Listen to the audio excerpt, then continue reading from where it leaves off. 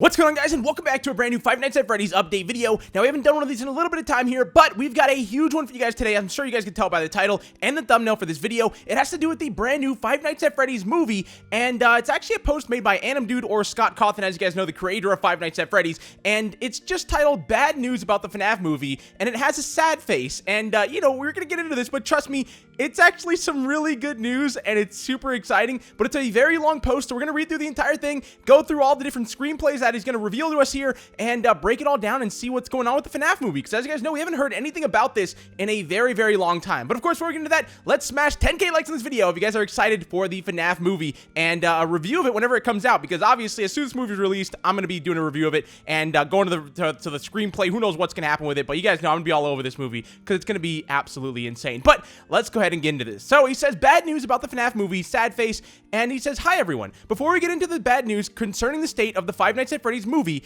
I wanted to share a brief history of the FNAF screenplay. It's been a long road, so let's take a look at some of the screenplays that have come and gone over the years, in no particular order, or feel free to skip to the end real quick to see the bad news, and then come back and enjoy the list, winky face. Some of these came from big studios, some from big directors, some from me, and some from other hired writers. I gave the screenplays a name, and I'll include a brief synopsis, as well as what ultimately led to each screenplay being rejected. Let's get started. So he's telling us every single one of the screenplays that this movie has been through, and there are quite a few of them. I want to say there's about 6 to 10 of these, and they all sound really, really crazy, so let's go ahead and get into them. So the first screenplay we have here is the F screenplay. Basic setup: group of teenage troublemakers break into Freddy's. Chaos ensues. Problems: although a pretty basic setup, there were a lot of odd choices here, which only got weirder as the story continued. The story ended with our protagonist in a secret underground animatronic factory that was designing robots for the government. Verdict: WT at symbol, random symbols.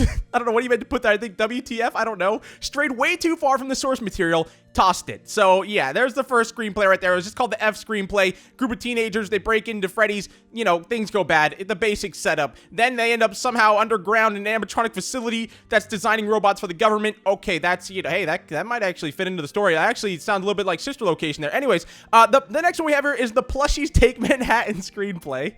So, the basic setup is Plushies Take Manhattan. Problems: the Plushies took Manhattan. Verdict: burned with fire. So I guess that's supposed to be like Jason Takes Manhattan. If you guys haven't seen, you know, if you're not a fan of the Friday the 13th movies, basically, you know, Jason, you know, he went to Manhattan, and it's about as good as that sounds. So yeah, I guess, you know, I think this is more of a joke one, but yeah, the Plushies Took Manhattan. I would pay to see that for sure. The Random Charlie screenplay. The basic setup was Charlie and friends sneak into Freddy's after hours to retrieve a lost toy. Problems: although sharing names of familiar characters from the series, these characters had nothing to do with their game and book counterparts. So, while featuring familiar elements of the games, it seemed too loosely based on the game, and lost a lot of the impact because of that. Verdict: felt like a random bag of FNAF elements with no real stakes. Meh. So yeah, as you guys know, Charlie is from the books, and so, I mean, as he says right there, the problem with it was it shared character names from the books and game counterparts, but it didn't connect the two at all. So basically, you just took Charlie, threw into a storyline, completely changed the story, and then boom. So I'm guessing that's what happened here. And, you know, obviously the verdict was it was just a bag of mixed FNAF elements with no real stakes, so he ditched it. Now, the next one we have here is the Silver Eyes screenplay. Basic setup: Kira and I both worked on 3 versions of a Silver Eyes screenplay over the course of about a year, trying to find the right approach to the story for the first book. Problems: these were the first attempts I made myself to write a screenplay after realizing it was going to be difficult to find someone else who understood the lore well enough to do it. Unfortunately, it also meant that these screenplays suffered greatly from inexperience at writing. Even Kira, with her writing expertise, couldn't save them. Verdict: although these had some good elements, I ultimately decided to focus on making a screenplay from the games and not from the books. Now, I really like the idea of the Silver Eyes, you know, screenplay, a Silver Eyes movie, because as someone who didn't actually read the books, I think this would be perfect. I mean, they're literally, they're made to be movies almost. Like, some of these stories in these sound absolutely insane, and I would just love to see them on the big screen. But I also could see where he's coming from here, because we haven't even gotten an actual FNAF movie yet. So I feel like we need a setup. We need something to hook people in, get the new audience in, and, you know, just to hook them in on. Obviously, we need like that Five Nights at Freddy's 1 movie or something along those lines before we get into the books. You know, I feel like we should definitely start with the games before the books, and that makes sense. That's his overall verdict at the end was, you know, you got to start with the games and not from the books. So that was that one. Anyways, the next one we have here is the pawn shop screenplay, and it says basic setup: a kid who watches after a pawn shop finds trouble when an animatronic is brought in. It turns out Freddy's has been robbed, and the animatronics were taken to a different location for sale. The other animatronics come to retrieve the one at the pawn shop, and the kid and his friends get roped into an adventure. Okay.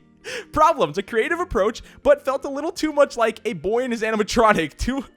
Too much after school adventure, not enough horror. Verdict: seemed like a good idea at the time. Okay, so was he going for like some Iron Giant type stuff here? What is this one?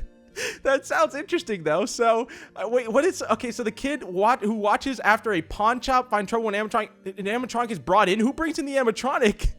So it's just like some random dude just brings in an animatronic to sell, and the animatronics were taken to different locations for sale. The other animatronics come to retrieve the one at the pawn shop. Okay, so let me get this right. This kid buys it. Some dude or an animatronic just walks into the pawn shop, sells itself, or some dude sells it to him.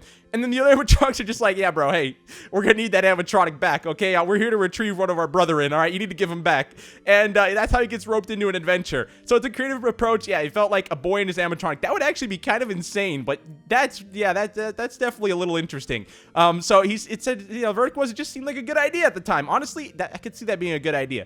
Now, the next one we have here is the Cassidy screenplay. Basic setup: diving deep. This screenplay packed in a lot of lore following the story of Cassidy, which, if you guys don't know, everyone kind of thinks Cassidy is Golden Freddy. That's kind of the general, you know, idea of it all. So yeah, just a basic little, you know, there, if you didn't know, now you know. Problems: spanning multiple time periods, following multiple characters, and featuring lore from multiple games. This was pretty saturated to a fault. It may have been satisfying to the most hardcore fans, but it would have left the majority of people confused and lost. Hey, wait, maybe this was the most accurate screenplay, ...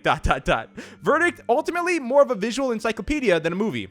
This just wasn't satisfying, even to me. Out. So yeah, this one, he said it himself. It's going to focus way more on the storyline, and it would confuse people. Honestly, I could see that too. Even the storyline for me, it's confusing, so...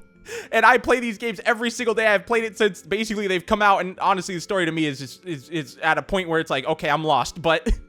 Yeah, either way, I mean, I guess that's why I'm mostly waiting for the movies, because I feel like whenever a movie does get released, the storyline is going to be obviously a lot more easy to understand, a lot more easy to follow. So I'm glad he kind of ditched this one, because as cool as it would see Cassidy and, you know, get all of these different time periods put into one and multiple characters and all this lore from this game, this game, and the other, you know, I think it's better off just kind of simplifying it. But I don't know. I mean, we don't know exactly what's going to happen at the end of this article. So the next one we have here is the Misfit Kid screenplay. Basic setup: single mom brings her kid to a new town. Kid finds Freddy's. Hilarity ensues. Oh, what is it gonna be, like a comedy? Problems: one of the problems in creating a modern day story with an old Freddy's setting is finding a way to connect the protagonist to the restaurant, finding a reason for them to be there, and finding a reason for them to stay. The problem here was that the reason for this kid to go to Freddy's and have misadventures was too contrived and too forced. Verdict: not a bad setup, but it just didn't work. If I don't care about the characters, then there's a good chance no one else will either. Pass. This was going to be the screenplay for a while because it didn't have any serious flaws. I ultimately just decided it wasn't good enough though. So, okay, so this was going to be like the screenplay. This is the one that he wanted to go with. So that sounds interesting though. So literally, a single mom brings her kid to a new town, kid finds Freddy, and hilarity ensued. Why is hilarity though?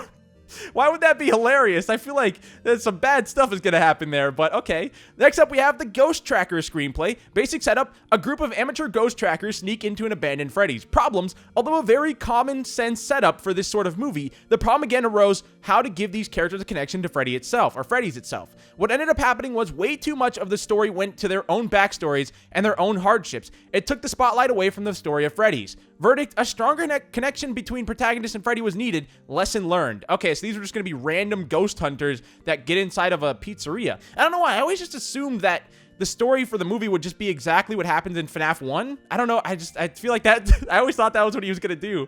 But okay, so he's kind of thinking like, okay, like a set of ghost hunters come into a Fnaf location and they already know it's haunted and they kind of have to like stop what's going on here. All right, so the next one, and obviously, I mean, most of these could be jokes. Some of them obviously could be real, but I honestly have no idea. Like, obviously, that Plushies Take Manhattan one, that's obviously a troll. But let's get into the next two. So we have two left, and then we get to know what's going to happen with the filming, which you guys already know by the title. But anyways, the Insane screenplay. Basic setup: another Ghost Tracker variation. This one involved the Funtime animatronics, underground ball pit tunnels.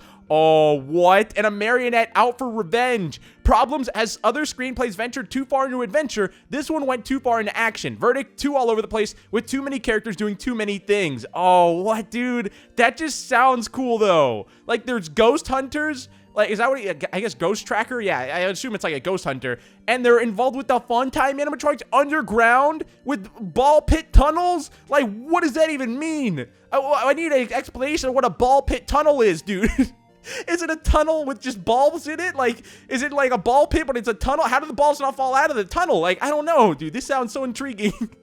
I don't know why that's the part that caught my attention the most, but you guys know, all right? I like Into the Pit Bonnie and, you know, ball pits and stuff like that. That sounds like it's going to be a good time. So, over the verdict, though, it was too all over the place. Too many characters doing too many things, all right? I could see that. Now, the last one we have here is the Mike screenplay. Basic setup. This makes sense. Why didn't I think of this before? Problems. Actually, this is a good mix. It has the best pieces from all the previous screenplays. Not really any problems here. All the right characters, all the right motivations, all the right stakes. Verdict? Yeah, we're going with this one. It's fun, it's scary, and it has a great central story. So, yeah, there you guys go. We have a screenplay. It's called the Mike screenplay. And then he goes on to say, oh, right, so on to the bad news. The bad news is that there won't be any more screenplays to add to this list since we're officially making the Mike screenplay. Filming starts in spring. That is the big news, guys. So we just read through all of these different scripts for the movie. Some of them obviously were a little funny. Some of them actually sounded really, really good.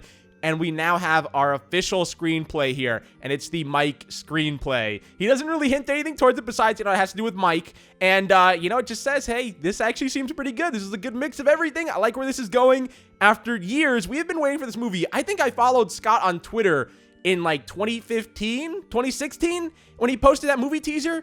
And we've been waiting ever since then. And it looks like we finally have filming starting in spring. All I'm going to say is I'm so excited. It's finally happening. It's actually happening. The day I've been waiting, what, 5 years? I feel like we've all been waiting a very long time for this.